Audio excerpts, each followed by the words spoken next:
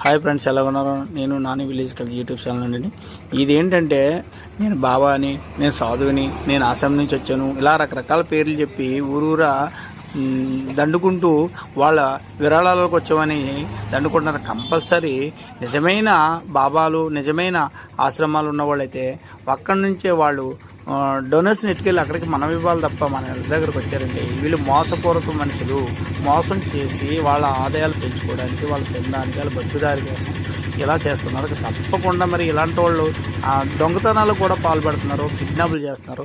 మీరు ఎట్టి పరిస్థితుల్లో ఇలాంటి వాళ్ళకి దానం చేయకండి.